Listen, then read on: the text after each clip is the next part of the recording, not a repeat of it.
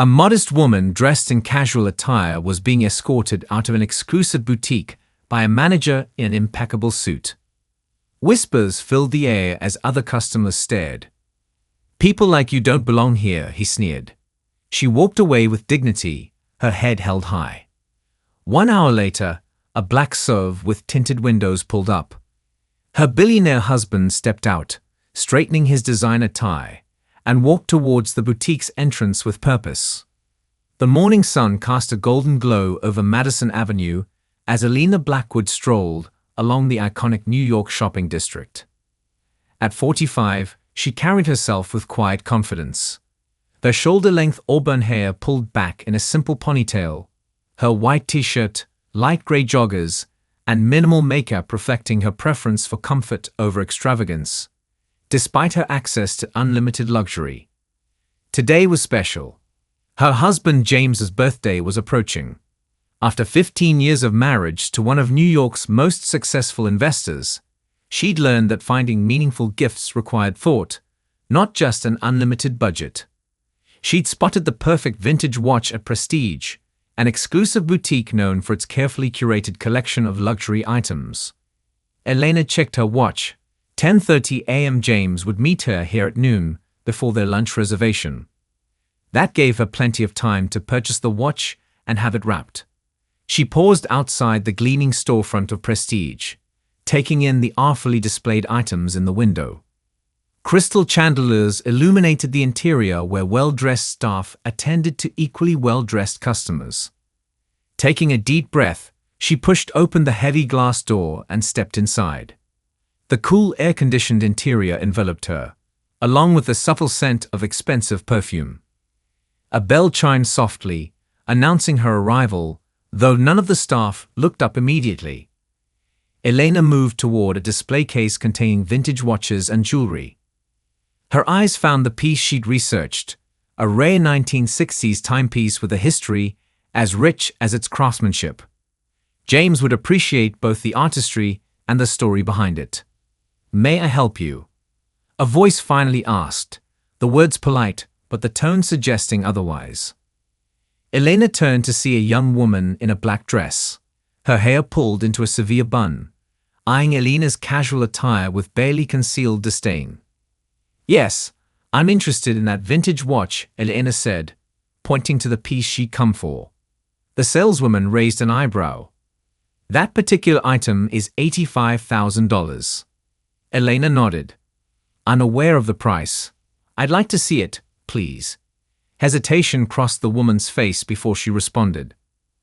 "Perhaps I could show you something more accessible. We have some lovely costume pieces that might better suit your needs." Elena met the woman's gaze directly. "I'd prefer to see the watch I asked for, thank you." With obvious reluctance, the saleswoman retrieved the key from her pocket and unlocked the case. She removed the watch with exaggerated care, as though worried Elena might grab it and run. Placing it on a velvet pad, she slid it across the counter, maintaining a safe distance between Elena and the merchandise. "It's a limited edition. Only 5 were ever made," the saleswoman explained, her tone suggesting this information would surely discourage her casual-looking customer. Elena examined the watch carefully, appreciating the craftsmanship. "It's perfect," she said, her mind already imagining James's reaction. "I'll take it." The saleswoman's eyebrows shot up. "You'll take it?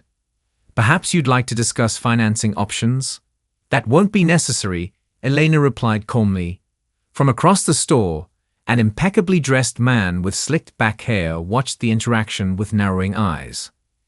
Alexander Pierce, the boutique manager, had built Prestige's reputation on exclusivity. He prided himself on recognizing wealth on sight, and in his assessment, the woman in workout clothes examining their most expensive watch didn't qualify.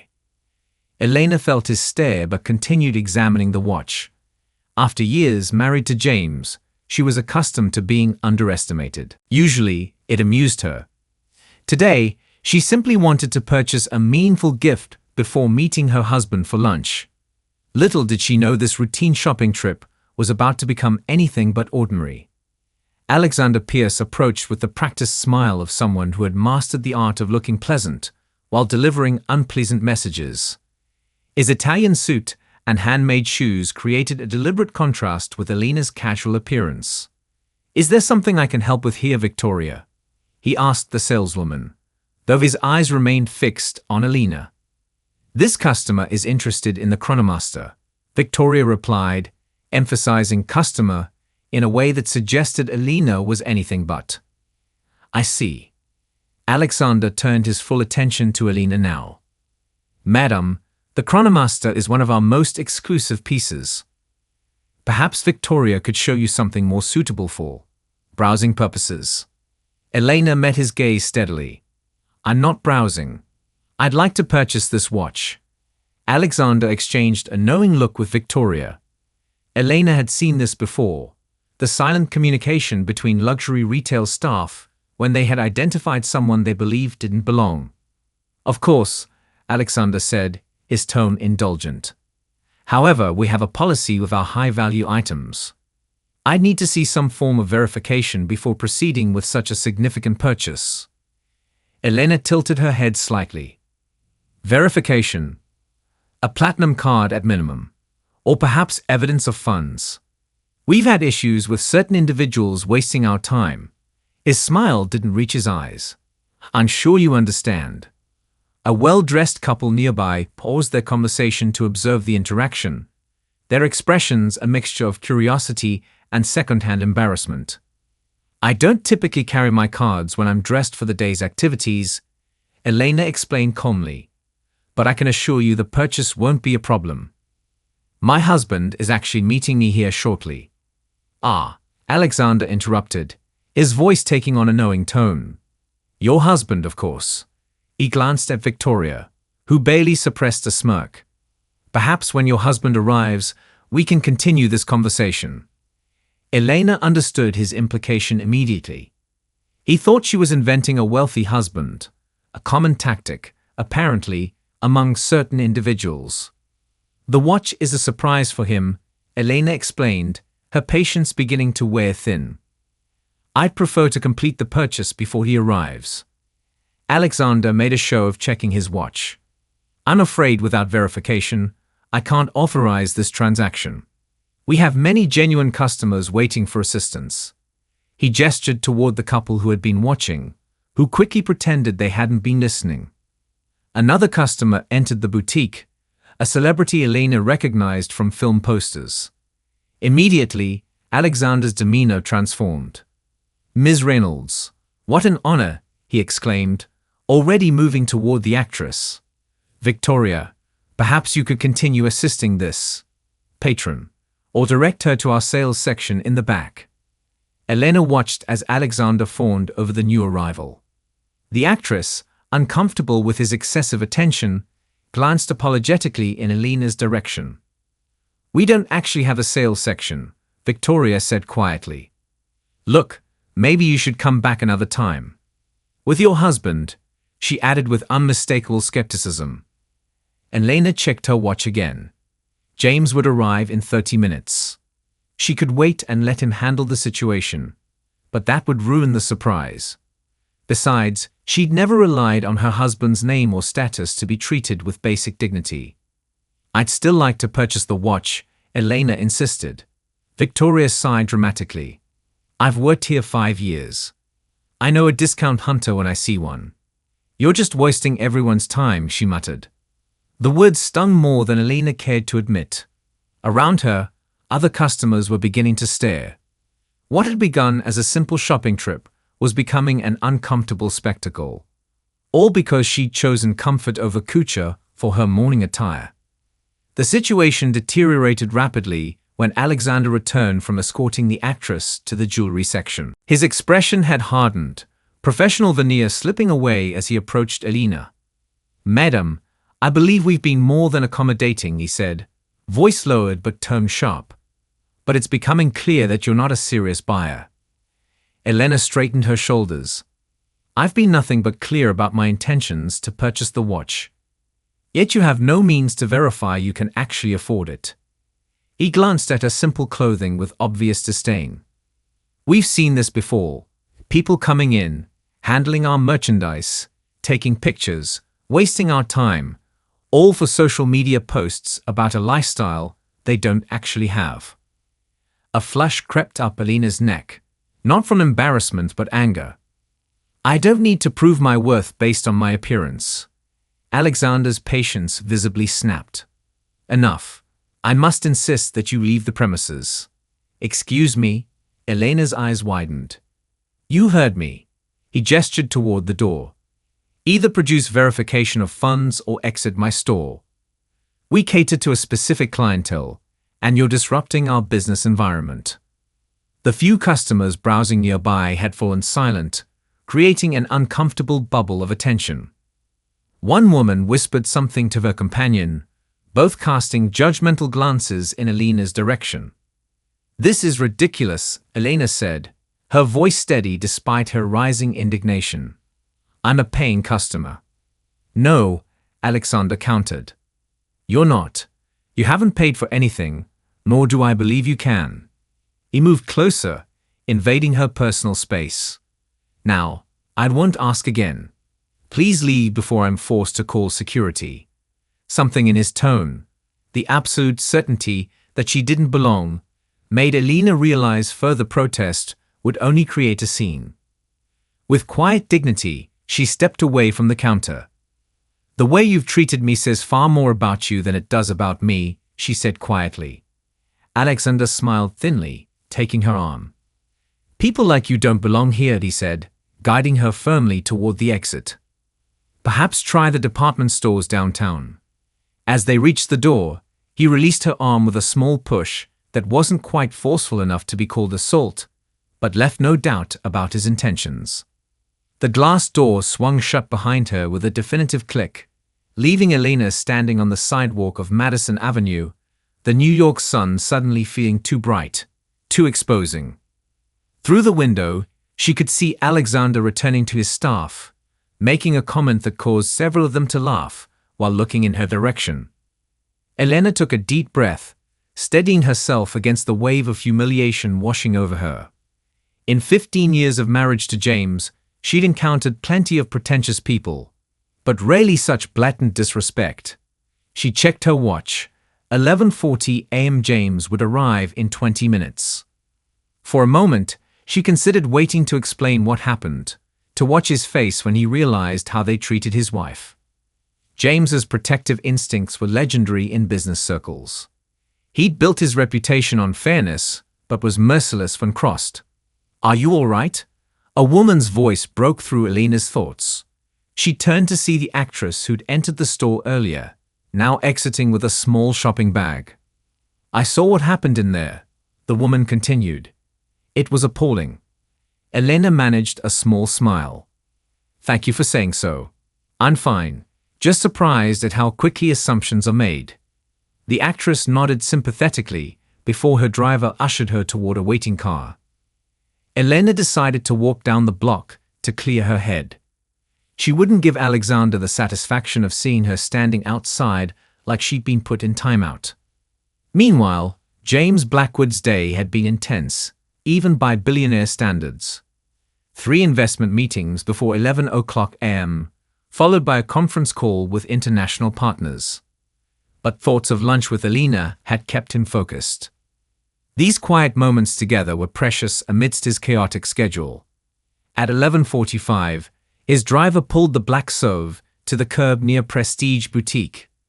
James straightened his blue tie as he checked his reflection in the tinted window. At 48, his dark hair showed distinguished touches of gray at the temples, and his well-tailored navy suit complemented his athletic build, maintained through pre-dawn workouts. Wait here, Daniel, he instructed his driver. We shouldn't be long. James approached the boutique, scanning the sidewalk for Elena. Finding no sign of her, he assumed she must still be inside. Perhaps she'd found something special for herself, though he knew his wife's preference for simplicity often puzzled those in their social circle.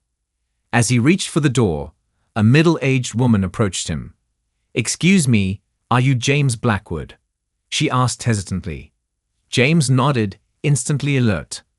Being recognized in public usually meant investors or journalists.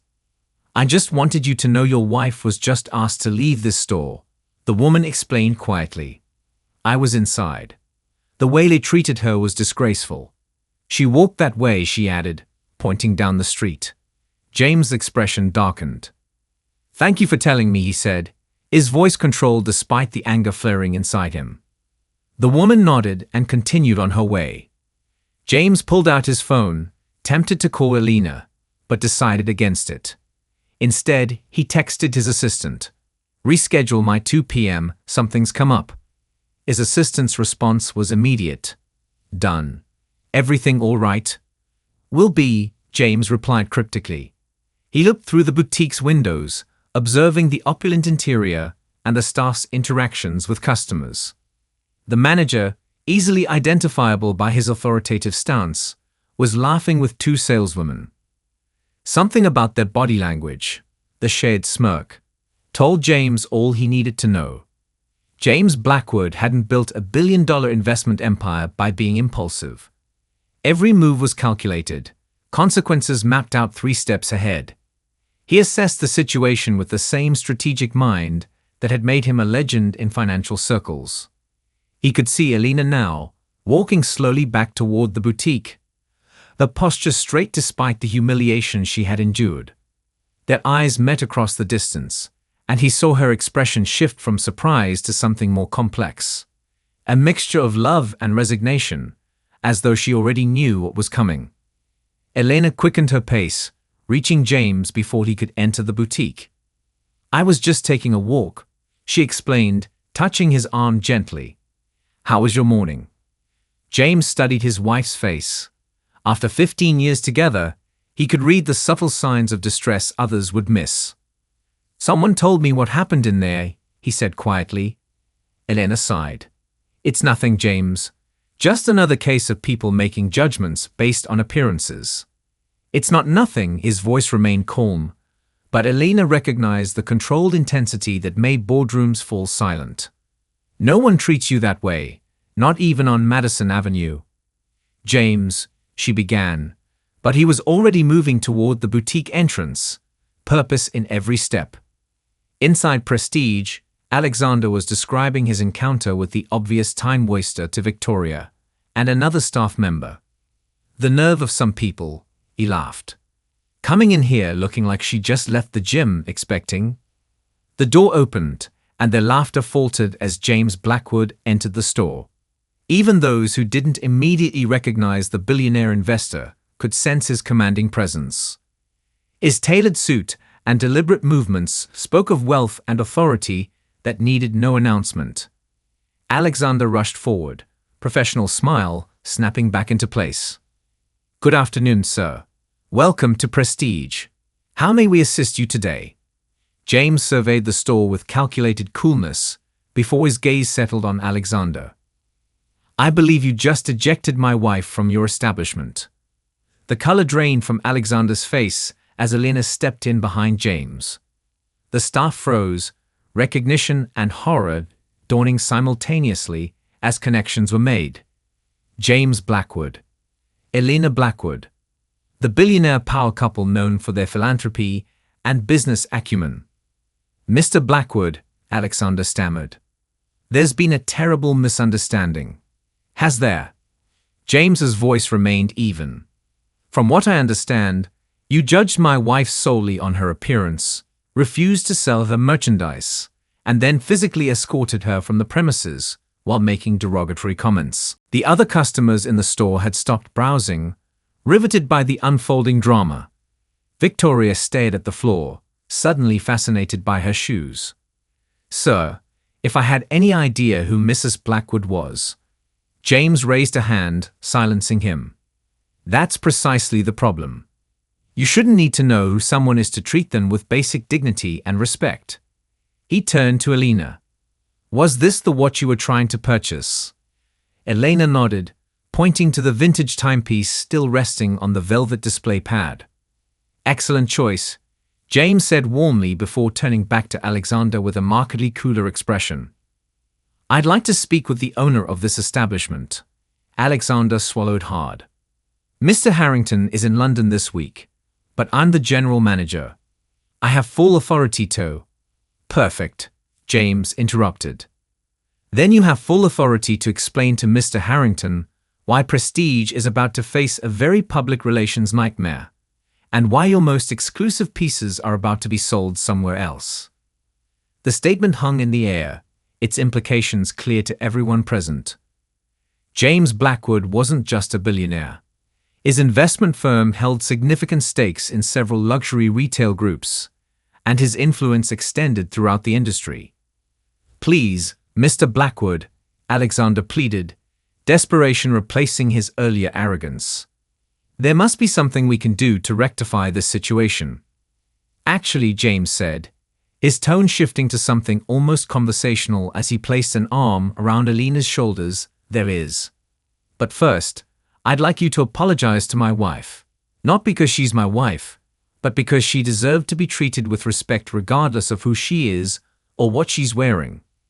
Alexander turned to Alina, his earlier disdain replaced by naked fear.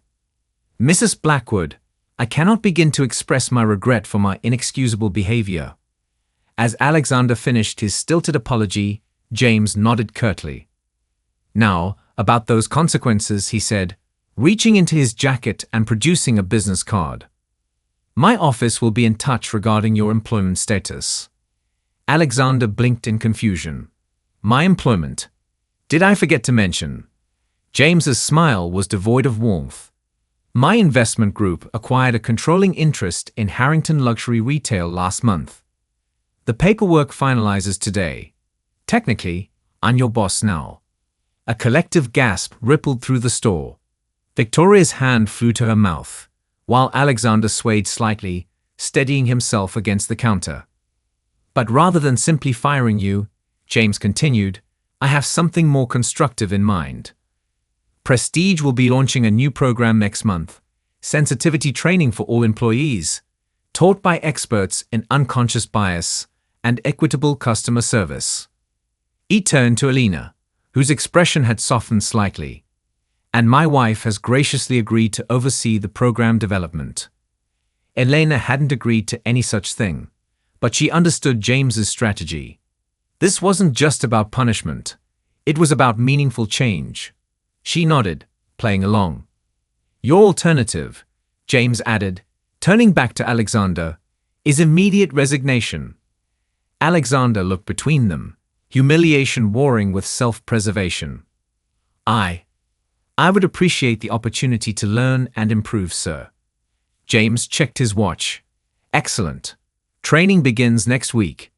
Now, if you'll complete my wife's original purchase, we have a lunch reservation to keep."